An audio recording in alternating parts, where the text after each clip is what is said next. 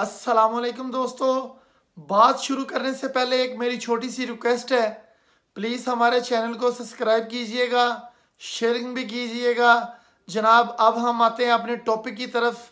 आज आपको एक ऐसी मज़ेदार कहानी सुनाऊंगा जो वाकई हकीकत में होगी।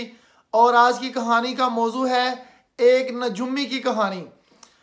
तो किसी दूर दराज इलाके में एक नजुमी रहता था, और नजुमी ऐसा काबिल था कि उसे इतना नॉलेज था कि जो बात वो करता था वो बात उसकी जो है ना वो पूरी हो जाती थी। और लोग उसके ऊपर काफ़ी ज़्यादा बिलीव करते थे कि यार ये जो बंदा बात करता है ना बिल्कुल हकीकत में बिल्कुल इसी तरह होता है। तो दोस्तों, हुआ क्या, नजुमी के यहाँ एक बेटा पैदा हुआ। तो उसी रात उसने एक ख्वाब देखा कि उसके बेटे की जो शादी है वो एक गरीब घराने एक मजदूर की बेटी के साथ होती है। तो जब उसने ख्वाब देखा तो वो बड़ा परेशान हुआ। उसने कहा, जी मैं इतना बड़ा नजुमी और अमीर आदमी, और मेरी हर तरफ मेरा नाम है, और लोग मुझे पूछते हैं, लोग मेरे पास अपने मसाइल का हल लेके आते हैं, तो वो कल को क्या कहेंगे, जी इस नजुमी के बेटे की शादी एक गरीब मजदूर की बेटी के साथ होगी। उसने कहा, ना ना, मैं ऐसा नहीं होने दूंगा, मैं ऐसा कभी भी नहीं होने दूंगा। तो जनाब उसने किया क्या कि वो जो मजदूर उसके ख्वाब में आता है, उसका घराना आता है, तो वो जनाब अगले दिन उसके गांव की तरफ चल पड़ता है। तो वहाँ पे जाके एक दरवाज़ा खटकाता है। तो जब दरवाज़ा खटखटाता है तो वहाँ से एक शख्स निकलता है और वो उससे पूछता है कि जनाब मुझे पता चला है कि आपके यहाँ एक बेटी की पैदाइश हुई है। तो वो मज़दूर आगे भी बहुत परेशान था।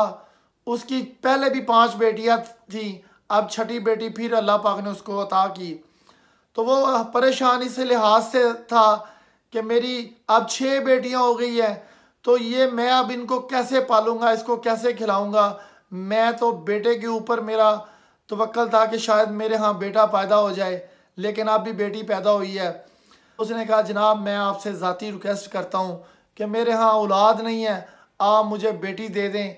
मैं आपको इतना माल दूंगा कि आपकी जो गरीबी है वो टल जाएगी, आपकी ज़िंदगी जो है ना वो बदल जाएगी।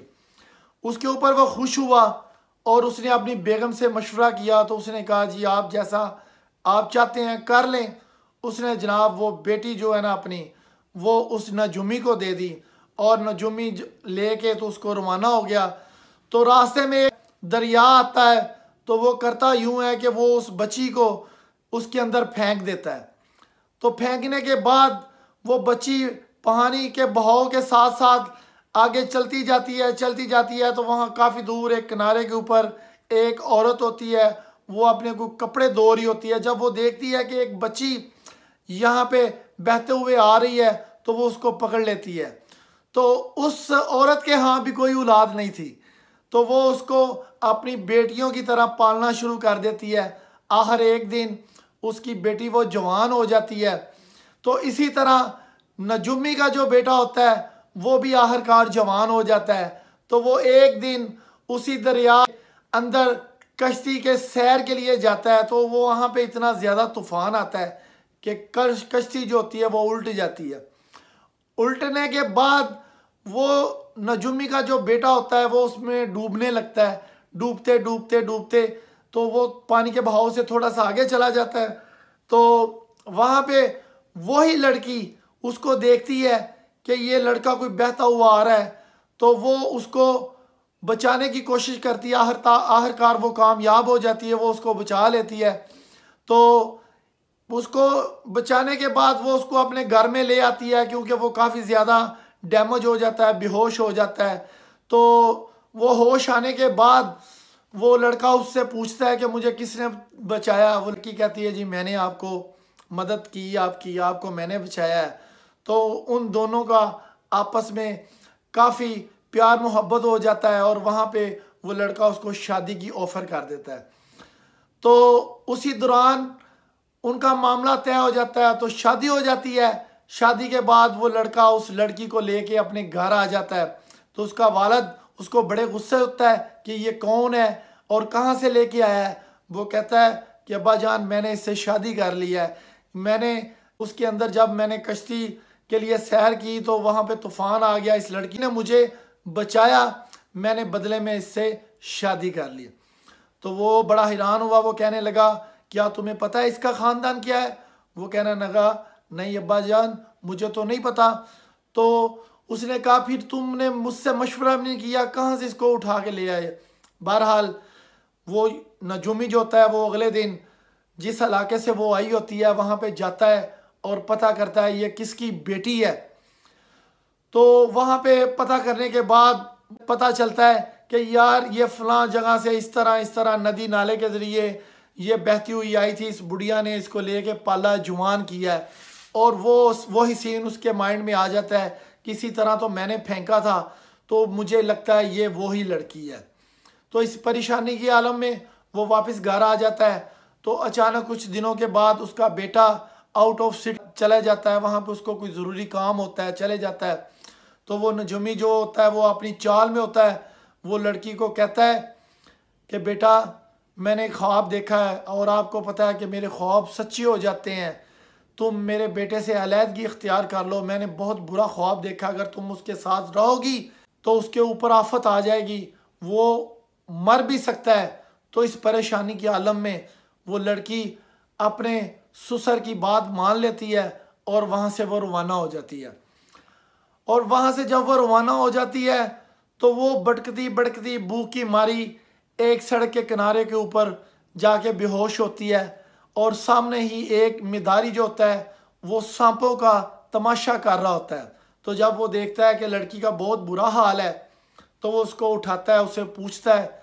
तो वो उसको कहती है बाबा जी मैं अकेली हूँ, मेरा तो इस दुनिया में कोई भी नहीं है।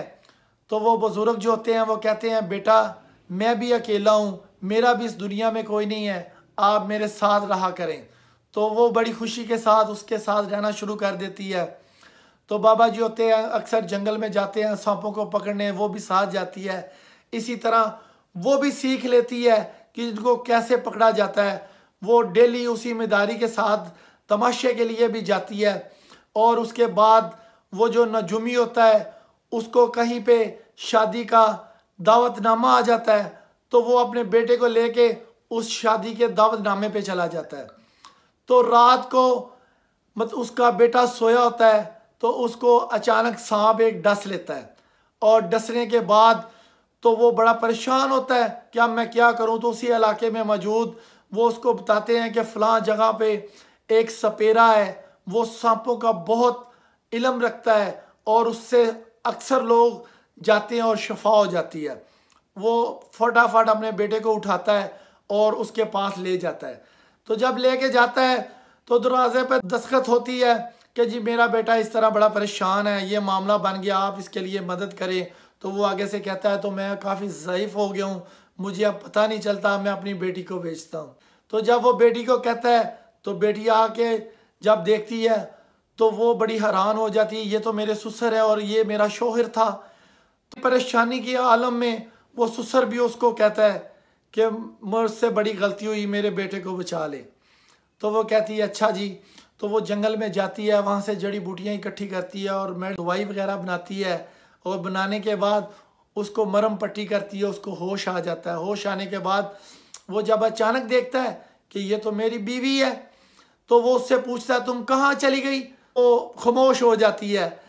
तो वो कहता है जी अब्बा जी ने तो मुझे कहा था कि वो तो जंगल में गई, उसको भेड़िए वगैरह खा गए हैं। तो वो फिर सारा माजरा पूछता है कि आखिर हुआ क्या। उन्होंने कहा कि जी अब्बा जी ने मुझे ये कहा था इस तरह, तो मैंने फिर उनकी बात मानी, मैं वहाँ से मैं चली गई। तो इस के ऊपर वो अपने अब्बा जान से बड़ा डिसहार्ट होता है और उनसे बहुत नाराज़ होता है कि आपने ये मामला क्या किया हमारे साथ। तो उसके ऊपर वो वालिद जो होता है वो अपने बेटे को बताता है सारा माजरा कि ये मामला था। इस किस्से से नसीहत यही सीखनी चाहिए कि अल्लाह के जो मामले हैं वो अल्लाह ही बेहतर जानता है। कोई अगर कहे कि मैं किसी के तकदीर बदल दूं, किसी का मुकद्दर बदल दूं, तो वो ऐसा करना नामुमकिन है। अल्लाह के कामों में बहुत राज होते हैं और उन्हीं के कामों पे हर इंसान को खुश रहना चाहिए। अस्सलामुअलैकुम दोस्तों।